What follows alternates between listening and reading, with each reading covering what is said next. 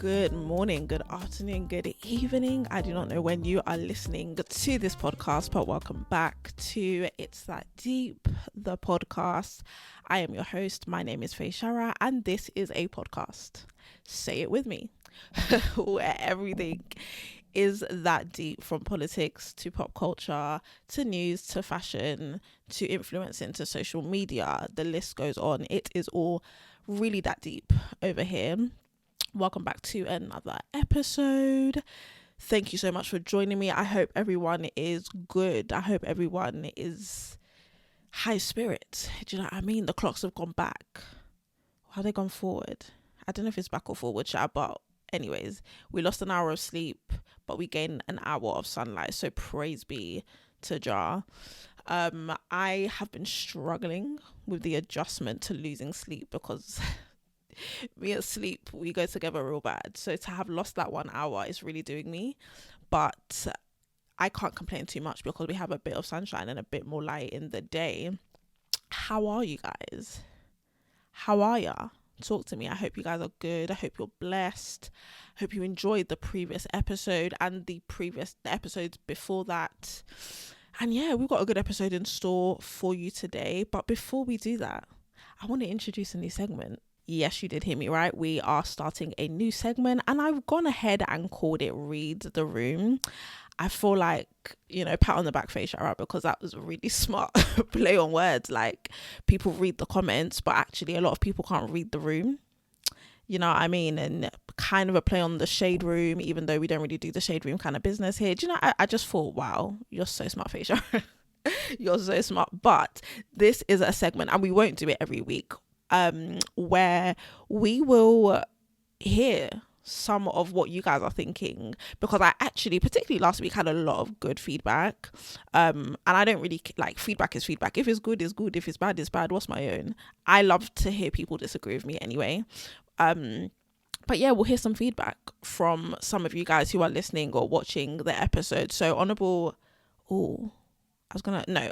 mention to my good sis. I'm not going to say her name because GDPR, but honorable mention to my good sis who texted me this week. And she said, I wanted to say I caught up on the last 2 episodes and there were 2 points she made that resonated with me. I'll only read one, but she said, us as humans now allowing people to express new versions of themselves and the nuance that comes with that.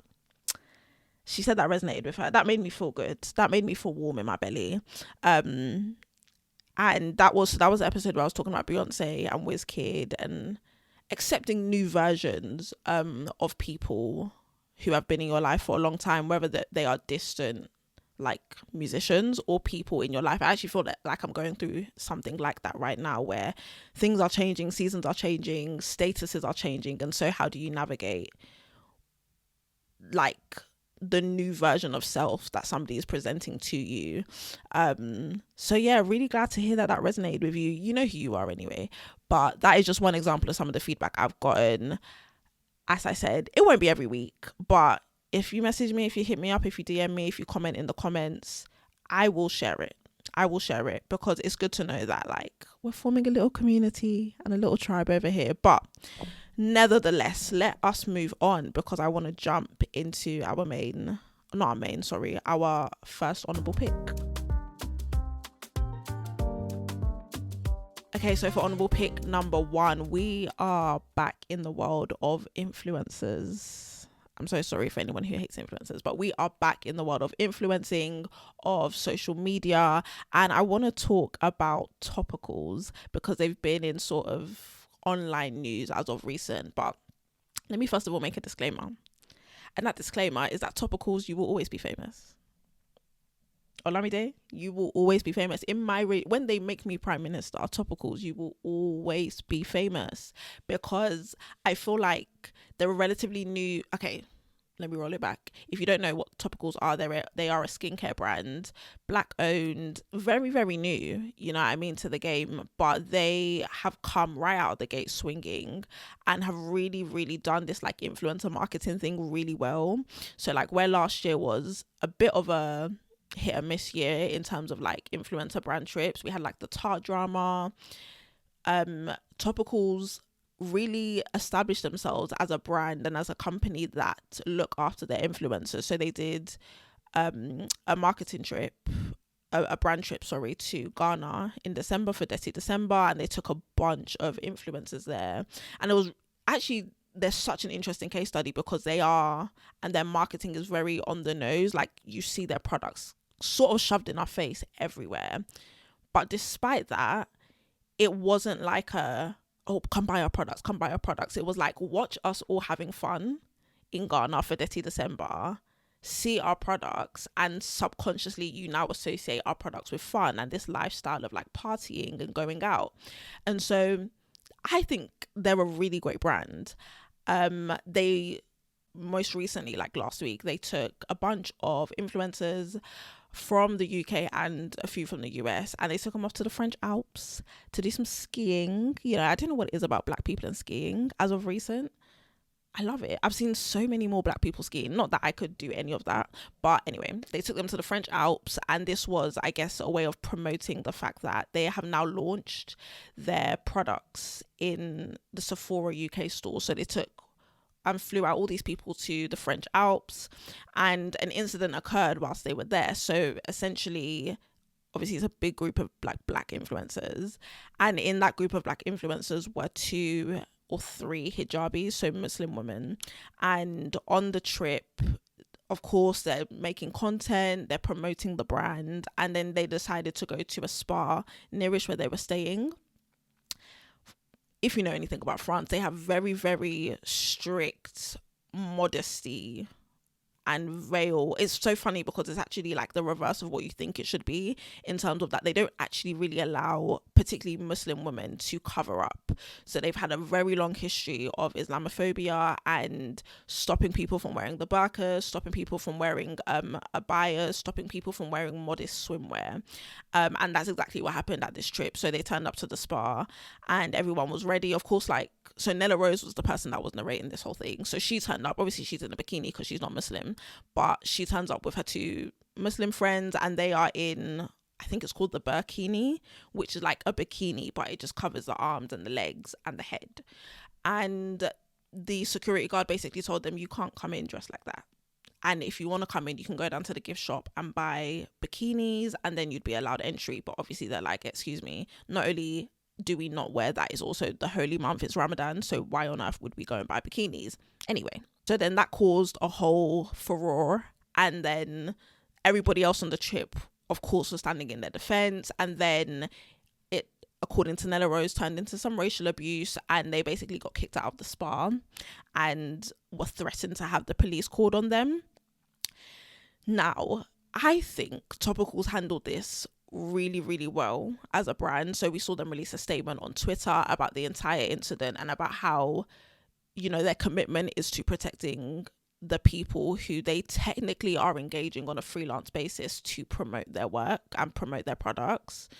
And also, at the core of it, the fact that these are black and brown influencers. So there's another element there that they are aware of and that they want to sort of guard and protect their influencers from.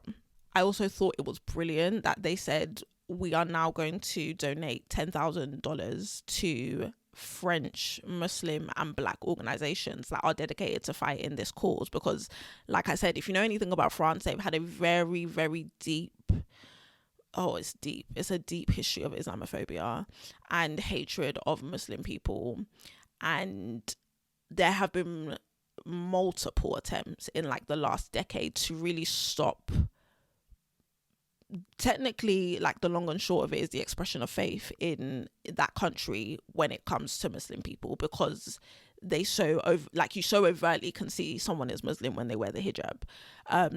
So they said they're donating $10,000, and I'm gonna be that person. I am gonna be that person. Because as much as, like I said, I think their response was incredibly admirable. I think they handled the situation really, really well. I couldn't help but think, why on earth are you taking 2 or 3 Muslim influencers to France, furthermore in the holy month of Ramadan, furthermore to a location where you know that there's a potential where they could go to the spa and where they could be basically discriminated against because of their choice of apparel?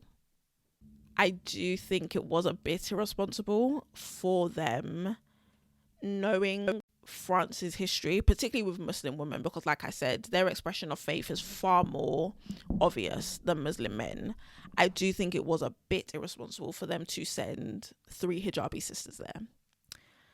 And it did get me thinking about something I've spoken about before, which is like, how do you ensure duty of care for these influencers and for these social media personalities who go on these trips on behalf of your brand? Do you know what I mean? Like, and that's why I said in some capacity they are freelancers and they are being contracted or employed by that brand for that space of time to create content to promote said brand. And so they're doing that in exchange for either money or, like, you know, we'll cover your accommodation, we'll cover your flights, we'll cover your food and your leisure and whatnot. Like, there's an exchange here. And in any other company, if you got sent out, you know, to Australia or something for work, there would be processes in place to protect you should anything happen. But where these people are independent contractors and there's no, I mean, I did speak about this in another episode, but there's like no structures in place to ensure their protection. What happens when something goes wrong? Like, how do you deal with that?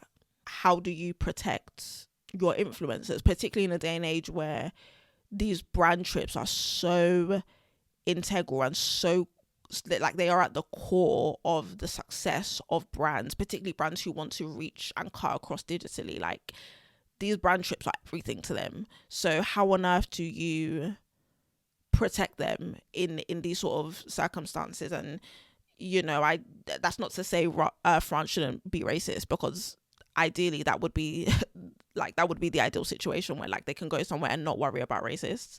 But the reality is the reality. And so it's just really, like, I'm not even placing blame on anyone. I just think it's really difficult, and really, like, there's no HR for influencers. You can't ring on the HR. You can't do that. Do you know what I mean? It's particularly where, like, you're your own boss and you might have, like, an agent or a manager or whatever. There's no way to guarantee that they are protected when things go wrong, like they did on the Tarte brand trip, like they did on this particular brand trip for Topicals. So just really interesting thoughts for me. But I'm saying all of this, I love Topicals.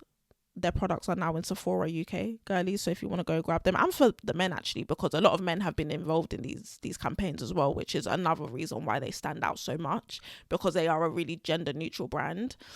But yeah, listen, Topicals, if you want to sponsor me, you know, I do love the brand, and I think they've done such a good job in cementing themselves in the culture. I hate that phrase. You guys know I hate that phrase. But anyway, I love Topicals. So yeah, just food for thought. Just food for thought, as always. Just food for thought, you know, for anybody that wants to be an influencer, anybody that wants to go on these brand trips. It's something to think about, do you know what I mean? And something for brands to also consider, because you can do all the, like, mitigating the social media fallout, and you can write all the threads and blah blah blah, but at the end of the day, those 3 hijabi sisters are now, like, probably, I'm not saying they're scarred for life, but do you know what I mean? That's an experience that they won't forget. And yeah, difficult thing to navigate, and I feel like new challenges arise as new jobs are created. I guess that's just the circle of life, but there we go.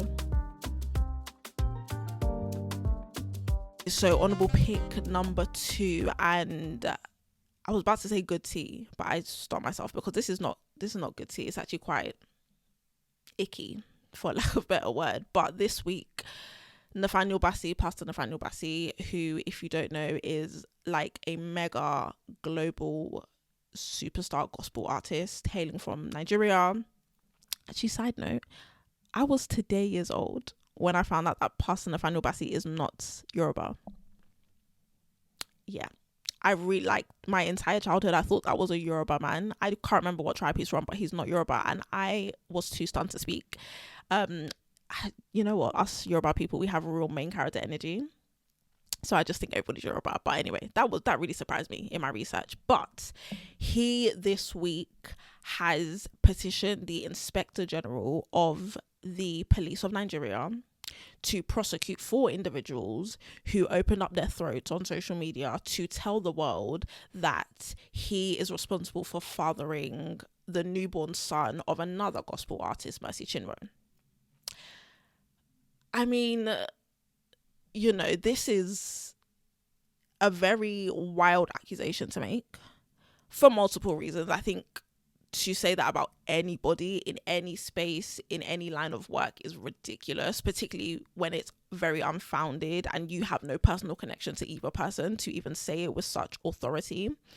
But what makes this extra ridiculous is the fact that it's Pastor Nathaniel Bassey. Like, he is a pastor. Globally, his reputation is that he's a man of God. And it's also a techie one where, because of it's almost like the lifestyle he lives and his reputation is what enables him to make his money. Like, this bit, like, okay, you being a good or moral person may not really affect your work as like an engineer or something, but him being somebody who lives according to the precepts of the Bible, and is a man of God, is technically what enables people to call on him to minister globally. So not only are these people casting aspersions on him and hurting his reputation, but they're also indirectly hurting his bag. Like, they're affecting, or in them affecting his reputation, they're affecting his ability to go globally and to minister, because I don't want an adulterer to minister at my church. Like, it's all very, very mad. But anyway, on Monday, April 1st, he said, Q2, new month, absolutely, we're going to start it with fire. And he said to the Inspector General of the Police, let's begin prosecuting them. And this got a bit of a varied response on social media and in the Nigerian news anyway. A lot of people were like, don't let us, bass publicly. Let's sort this out privately. I think that's mad. And a lot of people were like, no, good on him. You can't just open your mouth and yappa and say anything. And I just thought, again, in typical Feyisara fashion, I was like, this is just a very interesting conversation, because how on earth you can police the reaction of somebody who has had something happen to them and force their hand or suggest that they handle things in a manner that was not afforded to them is beyond me. These 4 people who do not know Nathaniel Bassey came onto Elon Musk's Twitter to speak on this matter publicly. It went viral. Like, this became a global matter because they brought it to the public. So why on earth do you think it should be handled, therefore, in private? I know the Bible speaks about if you have an offense with your brother, you two come together and you handle it in a private setting. But this is not a matter of offense. This is a matter of slander. And so if the issue was brought to the public on a public platform, he has every right to address it publicly and to take out or to announce publicly that he's taken legal action. Like, being a Christian doesn't mean you are a fool or you're a doormat. It means that the manner in which you conduct yourself, whether publicly or privately, is different to everybody else. Doesn't mean you are void of the ability to respond publicly. And so I thought it was weird that people would even bring that into question.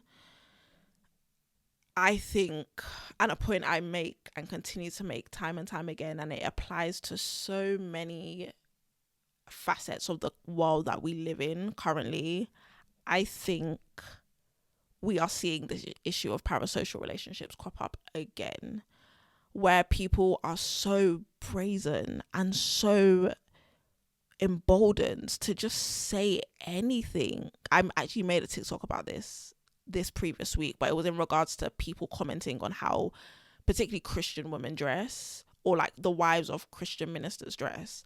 But we're seeing it happen here where, like, you don't know these people. Because you listen to Nathaniel Bassey 10 hours a day does not mean you know him. He does not know you. Because you listen to Hallelujah Challenge, he doesn't know you, my guy. And so I feel like because we may consume someone's content so much, it almost, in our minds, we sort of feel like that gap between knowing them and not knowing them is closed, and it's closing and it's closing and it's closing because we consume so much of them. But in your mind, it's closing. In reality, you guys are still worlds away. They don't know who you are, but because in your mind it's closing, you think you know them, and you think you have a right to comment on their personal lives and comment on things that they choose not to share, and to the same way you would people within your proximity, maybe gossip about them and maybe slander them and maybe, you know, spread rumors about them. And that is just not something you can do. It's just not something you can do. And I think at the core of this is like over familiarity with people from a Christian, you know, standpoint, particularly with ministers and with people who, you know, we can see. Oh my gosh. Okay, here's another one, right? Because what just came to mind was like people calling, oh, you guys are gonna fry me for this. You guys are gonna fry me. But it's like someone calling like Apostle Joshua Selman their mentor. Who told you that man is your mentor? Please go and sit down. You listen to his sermons. He might be the only teacher you listen to. That's great. He's not your mentor. Like, he's not your mentor, bro. You consume his content, but you do not have a proximity to him to even enable him to be your mentor in any capacity. But because we consume so much of people, we have completely jumped over the fact that we don't know them, and we treat them as people that we do know, and we don't. Your mentor does not live in America because they can't mentor you in that capacity. I'm sorry, just to burst some bubbles there, but I feel like that's what we're seeing here. And I feel like there is a lot of over familiarity in the body of Christ, and a lot of like, I mean, don't even get me started on that's my spiritual father. I ain't even going there. I'm not even going there, but I just feel like there's so much over familiarity with people, with musicians, with ministers, with pastors, with preachers, because they are essentially products that we consume. However, there's no place for over familiarity here, particularly when it comes to the things of God. So I think everybody just needs to just take it easy. Just slow your roll, calm down. I hope they get sued out of their living daylights. I really do. Because you can't just come on the internet and just accuse somebody of fathering someone else's son. Like, you can't, and think nothing's going to happen to you. One of them was coming online to come and beg us. They said, I used the Lord to beg you. Don't use the Lord to beg me for anything. You hold that L. Hold it very, very well. Hold it firmly in your hand. Don't beg me for anything. That's your problem. Okay, on to our main story for this week. And I want to, because it's been a minute since we've discussed the issue in Israel and Palestine, I want to talk about that for this week's main story.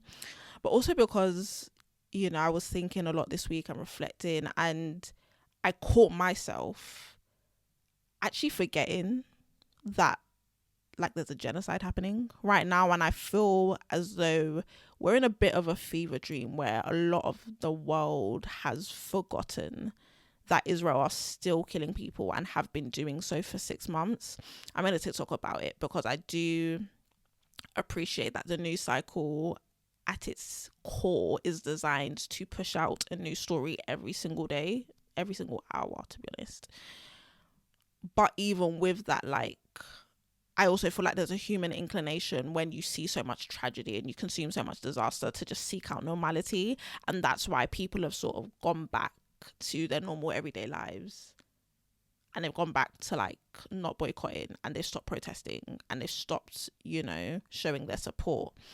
And I just thought we can't forget, particularly because there have been developments. So this week, the IDF launched a airstrike on a neighborhood in Gaza, but that airstrike ended up killing 7 members of the World Central Kitchen, who were like they are a charity who had some members deployed in the area to distribute food. So the UN recently announced that like a lot of Gaza are going to die of starvation because they don't have any access to food.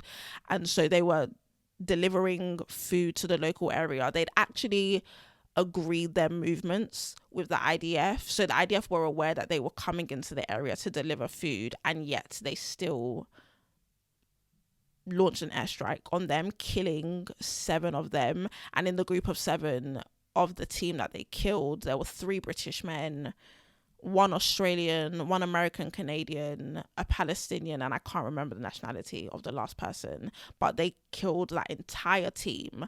And that is what has really dominated a lot of the talk for the last 7 days when it comes to this Gaza issue, because it has changed the trajectory of a lot. Anyone with eyes can see that that is a deliberate attack. Not that we needed much more evidence, but that was a deliberate, organized attack. I mean, funny enough, this morning there's reports about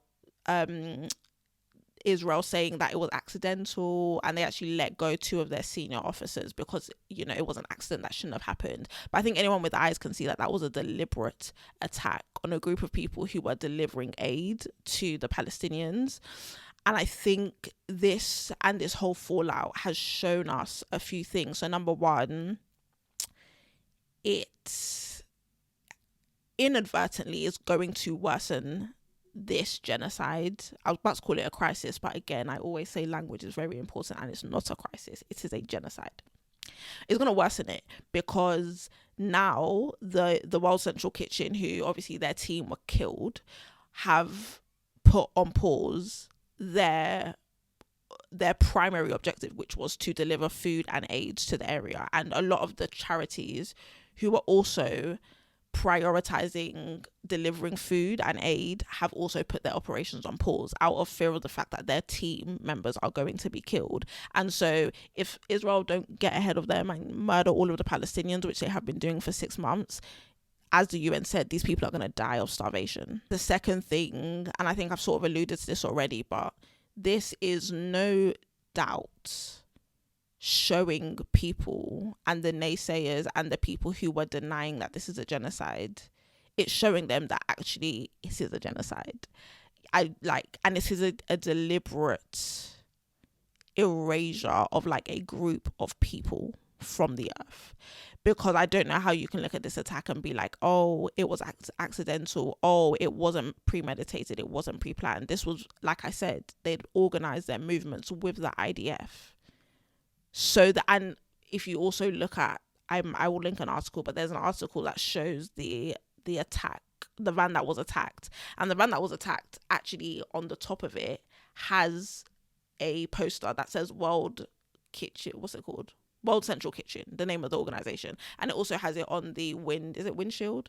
It also has it on the windshield. So any drone looking from bird's eye view would have looked at that van and known that this car belongs to people who are delivering aid, yet they still attacked it. And so not only is it a deliberate attempt to like kill these people by starvation, but it's also a very deliberate attempt to even stop any form of assistance. And so for all the people who were saying, no, this is a very mutual war, right? Because they love to throw that out, and they love to say that this is as much as Hamas as it is Israel. I mean, anyone, Stevie Wonder could see that this is very much not the case. And then the final thing here in Britain is that it really has put a lot of pressure on Rishi Sunak to stop sales of arms to Israel.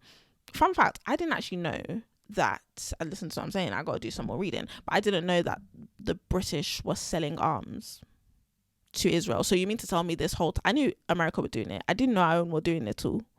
So this whole time we've been my taxpayers' money has been going to funding genocide. Everyone's lost the plot.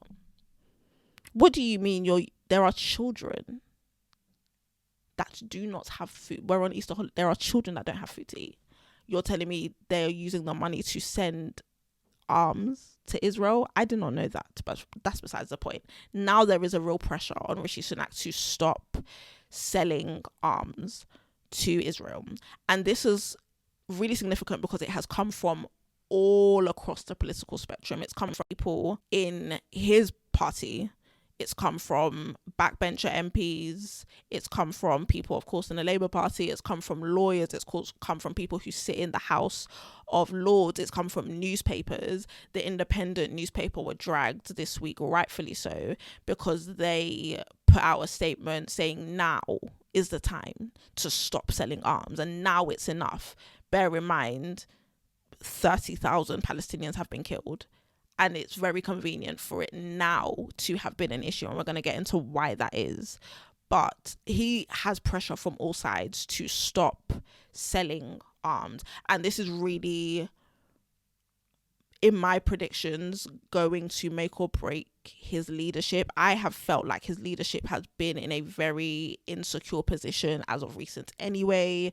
There was like rumblings of like a rebellion and a vote of no confidence in the past few weeks. He's also had like 2 or 3 different by-elections in the last like month or so because people have deferred to other parties.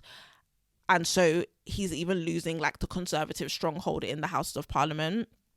This is, for me, maybe not the final, but another nail in the coffin for sure, in terms of what this tells us about who we are as people and as a society, which of course is the goal of this podcast. I think the obvious issue here is that it took the murder of 3 innocent British people for people to wake up. It took the murder of 3 British people for everyone to say, actually, we need to stop selling arms to Israel. It took the murder of 3 or 7 non-Palestinian people for Joe Biden to say, actually, no, it's time for a ceasefire. And that very clearly, and okay, disclaimer here, because at the end of the day, these are still 7 lives that have been lost. These are still 7 people, innocent people who were targeted by Israel. These are still 7 families who have now had their world thrown upside down because of this. So their lives are very much of value. But the actual issue here is that that's not how everyone sees it. So where since October 7th, 30,000 Palestinians have been murdered, where families have been torn apart in Gaza, where children have been blown to pieces in Gaza, where the government have said, the Israeli government have said, here's a safe zone, let's go here, you won't be attacked here, and they've bombed those areas. It's almost as if all of that equates in value to the 3 British people who were murdered that night. My thing is, every life has value. So I don't care if it was Hamas that killed it, I don't care if it was Israel that killed it. Every life, whether it's 3,000 or 3, is of value. But the response that we're seeing play out in the British media and in the British government and in British politics is showing us that actually, no, those 30,000 Palestinians' lives and the value of those lives equates to 3 British people. And I wonder why that is. I wonder why that was the straw that broke the camel's back. And I said it time and time again, I don't politicize death. I don't think there's ever a time where you could really do that. However, it's just, it's clear as day. The Independent, who were spreading rumors and false, like literally fake news about Hamas beheading children back in the early days, like in the post October 7th times, are now coming out and saying, now it's enough. Why is it now it's enough? Because 3 British people have been murdered. Where is our sympathy? And this is showing me that sympathy is not universal, because sympathy says, I look at your situation and I have sorrow and I have pity, regardless of who you are, regardless of what you look like, regardless of my proximity to you. But sympathy is not universal, because if sympathy was universal, we would have stopped, and we would have, the 2 times there was a vote on a ceasefire, we would have said no. Sorry, we would have said yes. We would have said yes to the ceasefire. But sympathy is not universal, because it took the murder of 3 British people who share our values, who look like majority of this country, who hail from this country, for a lot of this country to say, nah, man, it's enough. Nah, it's enough. And that's not what sympathy is. And okay, I'm being around the bush. At the core of it, there were 3 white men who were murdered. And so now everybody's sitting up, and now everybody's paying attention, and now everybody is horrified and disgusted at what's been happening. But there was a disconnect, and you were unable to do that when it was like brown children being killed. That doesn't sit right with me. It doesn't sit right with me at all. And at the core of it, I guess it goes back to this whole conversation which we have had on this podcast, which is about value of life. And I think if a lot of people are honest with themselves, and I'm going to go ahead and throw myself in there too, which is that we value life more when those lives look like ours. And we have a bit more smoke and a bit more outrage and a bit more concern when lives that are taken look like lives that we could have lived. And that's why now this is a response to the 3 bits being killed. I don't know that that is a bad thing. I think it's a natural human tendency to not necessarily care more, but feel more for people who look like you. But at the end of the day, right is right and wrong is wrong. And particularly in a day and age where everything is so divisive, I don't think there's any excuse for that to be the case. I think you have to really fight, and you can't make excuses for having an inclination to feel pity or sorrow for people who look like you versus people who don't, because like I said, right is right and wrong is wrong. So not that you know, British people mourning the death of British people is bad. No, it's not. It's natural. But it's having taken 3 British people dying for you to feel as though what Israel are doing is wrong. That was a really wordy way of saying that sympathy should be across the board and irrespective of persons, basically. So that is the development right now with the Israel and Gaza genocide. I keep reminding myself to say genocide because that's what it is. Yeah, Joe Biden has called for a ceasefire. Rishi Sunak is still umming and ahhing like the idiot that he is. And at the core of it, whilst like people are still like playing around in Parliament, like families are still being murdered in Gaza. And so, yeah, I guess a reminder for everybody, myself included, to keep sensitive. Like there's so much that makes us like not sensitive these days because we consume so much, but to stay sensitive and to stay with your sensibilities and stay feeling like people are dying, that's something to feel, that's something to feel about, that's something to be emotional about. So yeah, the fight for Palestine and their freedom continues, I guess. But yeah, I'm gonna wrap up the episode there. Thank you so much for watching. I'll see you next week. I'll be honest, I didn't even want to really film this episode today because it's just been one of those weeks. But I'm glad I did because I think I had a ball of a time. So, yep. We'll be back next week and I will see you then. Please comment, DM me, hit me up. You might get your comment read out. I don't know. You might just have that happen to you. So, to increase your chances of doing that, shoot your shot, let me know. But I'll see you next week for another episode. Thank you so much for joining me. Love and blessings and all of that good stuff. Bye bye.